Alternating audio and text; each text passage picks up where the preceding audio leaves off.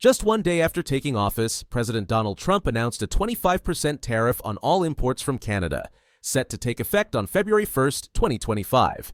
The administration defended this move by citing concerns over illegal immigration and the trafficking of fentanyl into the U.S. White House spokeswoman, Karoline Leavitt, made it clear that these tariffs would remain in place until Canada took meaningful action to resolve these problems.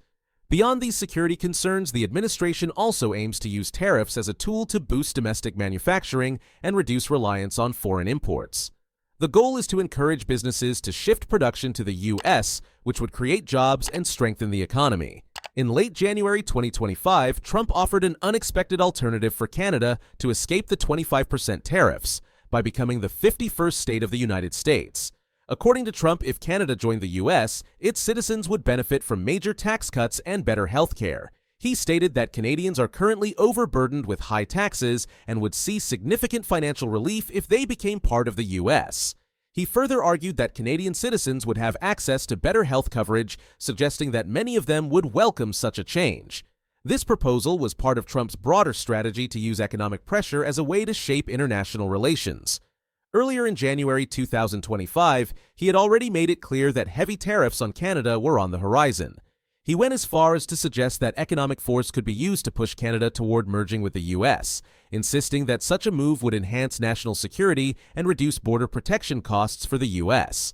The Canadian government swiftly rejected Trump's suggestion.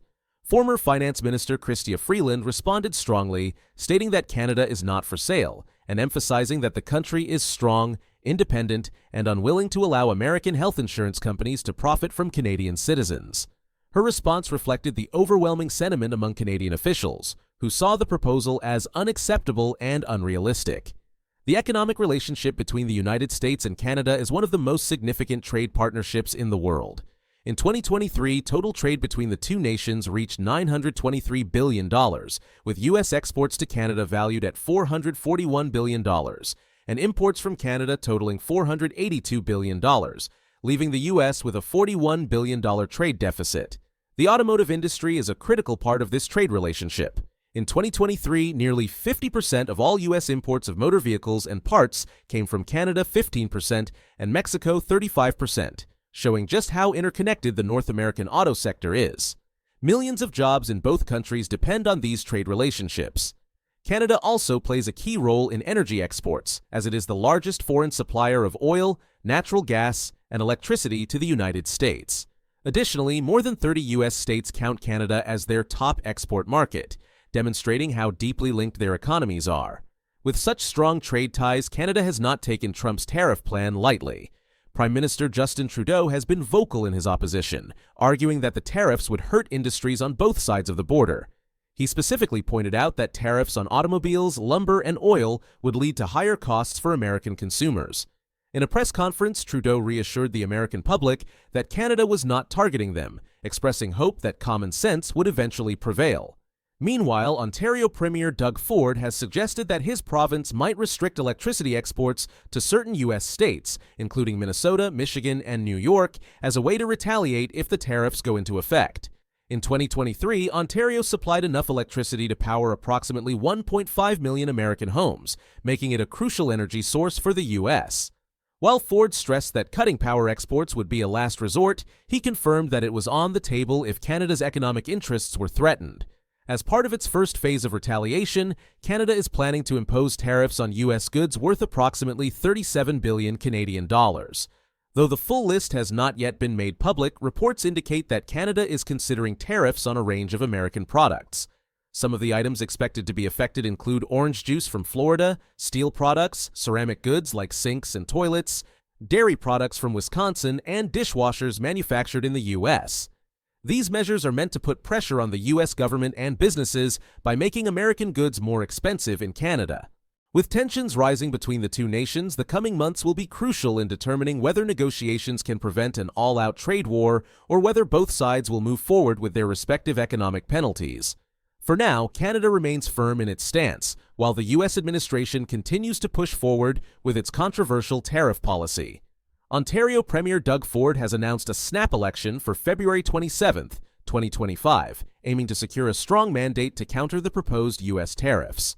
Ford has warned that these tariffs could have devastating consequences for Ontario's economy, potentially leading to widespread job losses. In response, he is seeking voter support to implement protective measures, including retaliatory tariffs on American products and removing U.S.-made alcohol from store shelves to safeguard Ontario's interests. Canada is a major supplier of crude oil to the United States, accounting for about 60% of U.S. crude oil imports. A 25% tariff on Canadian oil could seriously disrupt the supply chain, causing higher costs for U.S. refineries and, in turn, leading to rising fuel prices for American consumers. Economic experts warn that such tariffs could destabilize energy markets, pushing up gasoline and heating costs across the U.S. Similarly, the United States imports billions of dollars worth of agricultural products from Canada, including nearly $3 billion in beef annually. If tariffs are imposed, these essential goods will become more expensive, with some food prices increasing by as much as 25%. Analysts estimate that the average American family could see an annual grocery bill increase of $185, with low-income households hit the hardest. The Canadian government has made it clear that any retaliatory measures will be fairly distributed across different industries and regions, ensuring that no single sector is disproportionately affected. Energy and natural resources. Minister Jonathan Wilkinson stressed that Canada's response would be designed to impact U.S. interests more than Canadian ones, while still minimizing harm to Canada's economy. If the U.S. moves forward with its tariff plan, Canada is prepared to escalate its countermeasures, targeting up to 110 billion Canadian dollars worth of U.S. goods in retaliation. One of the most significant retaliatory options under discussion is reducing Canada's energy exports to the U.S. Canada currently supplies about 20% of all oil consumed in the U.S., making it a crucial player in North American energy markets. Cutting back on exports could create a severe energy shortage in the U.S., potentially driving up prices even further. However, this proposal has sparked debate among Canadian leaders. Alberta Premier Danielle Smith has strongly opposed the idea, arguing that restricting oil exports could harm Alberta's economy and reduce revenue for the province. Meanwhile, Canada is also exploring international diplomatic efforts to build a coalition against the proposed U.S. tariffs. Foreign Minister Melanie Joly has announced that Canada is working closely with Britain, Mexico, and several European Union nations to form a united front against the economic threats posed by the tariffs. This initiative is aimed at coordinating responses and developing collective strategies to counteract the impact of the tariffs on global trade. On January 27, 2025, former Finance Minister Chrystia Freeland, who is campaigning to replace Justin Trudeau as Prime Minister, proposed a targeted retaliation strategy.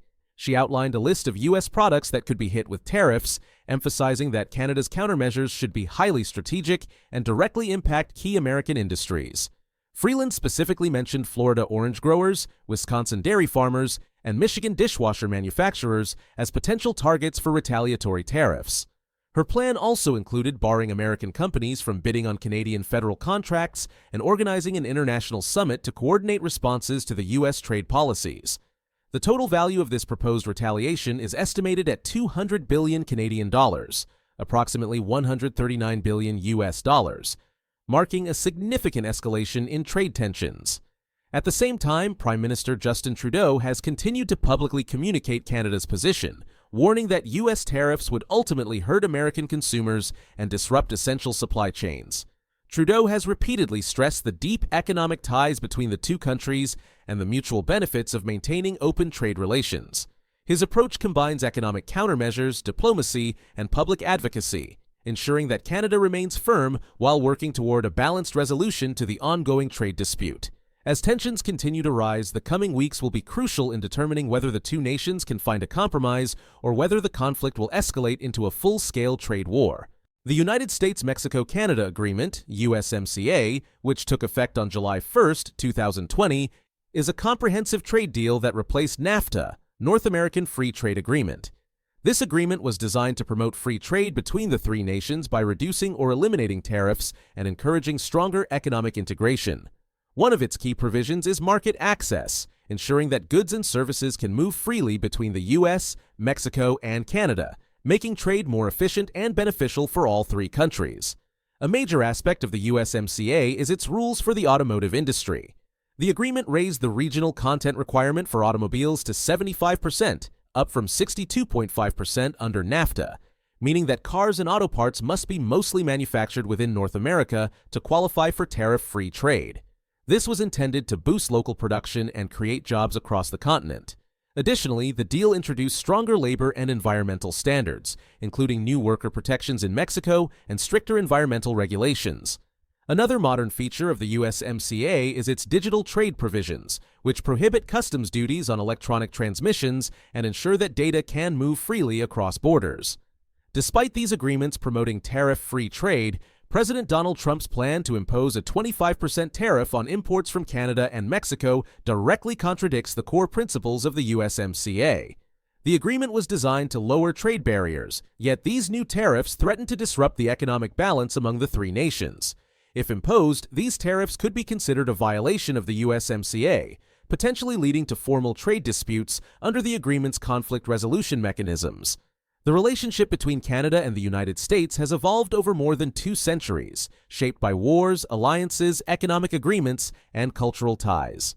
In the early 19th century, tensions between the U.S. and British North America, now Canada, led to the War of 1812. Driven by territorial ambitions, the United States launched an invasion of Canada, resulting in major battles, including the burning of York, modern-day Toronto, by American forces. In retaliation, British troops burned Washington, D.C., including the White House. The war ended in 1814 with the Treaty of Ghent, restoring pre-war borders but failing to resolve deeper issues. However, this conflict strengthened Canadian identity and led to a long period of peace between the two nations. Over time, the Canada-US border became the world's longest undefended boundary, reflecting a shift from military rivalry to economic and diplomatic cooperation. By the mid-19th century, trade agreements became the foundation of Canada-US relations. The Canadian-American Reciprocity Treaty of 1854 promoted free trade in natural resources such as timber, coal, and fish, laying the groundwork for economic integration. Although this agreement was canceled by the U.S. in 1866, it set a precedent for future trade partnerships. In the 20th century, economic ties grew stronger, leading to major agreements like NAFTA in 1994, which created one of the largest free trade zones in the world. The agreement was later replaced by the USMCA in 2020, modernizing trade policies to address digital commerce, labor rights, and environmental protections. Beyond economics, Canada and the U.S. have long been military allies, working together on defense and security initiatives. During World War II, the two countries formed the Permanent Joint Board on Defense, 1940, establishing a foundation for military cooperation. This collaboration continued into the Cold War, when NORAD, North American Aerospace Defense Command, was created in 1958, providing joint airspace monitoring and defense coordination between the two nations. These alliances demonstrate their shared security interests and commitment to mutual protection. Culturally, Canada and the United States share strong social connections. Every day, approximately 400,000 people cross the Canada-US border, engaging in business, tourism, and personal travel. Many Canadians and Americans have family ties across the border, and the two nations share similar languages, cultural influences, and values. Hollywood films, music, and sports further strengthen cultural links, making the relationship deeply intertwined beyond trade and politics. Despite these long-standing ties, the U.S. government's decision to impose a 25% tariff on Canadian imports could seriously impact both economies. Given Canada's role as the largest crude oil supplier to the U.S., providing about 60% of American crude imports, these tariffs could disrupt oil supply chains and lead to higher energy costs for American consumers. If these measures move forward, U.S. refiners will face rising costs, which will likely result in higher gasoline prices for everyday Americans. The economic impact of these tariffs is expected to ripple across multiple industries, with higher prices for essential goods, job losses, and potential retaliatory measures from Canada.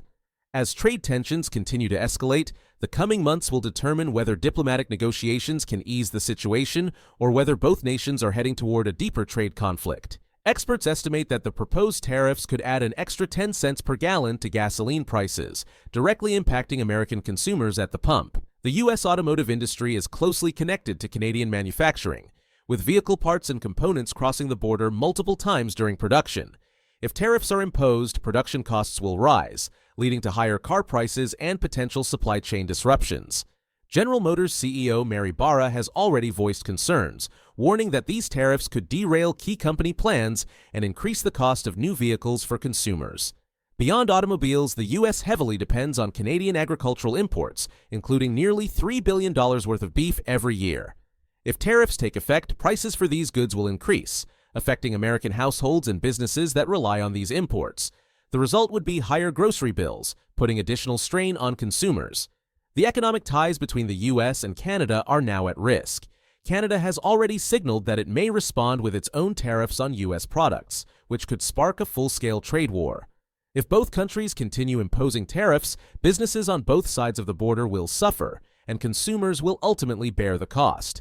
Furthermore, since many industries rely on cross-border trade, tariffs could disrupt supply chains, creating inefficiencies and driving up costs for manufacturers.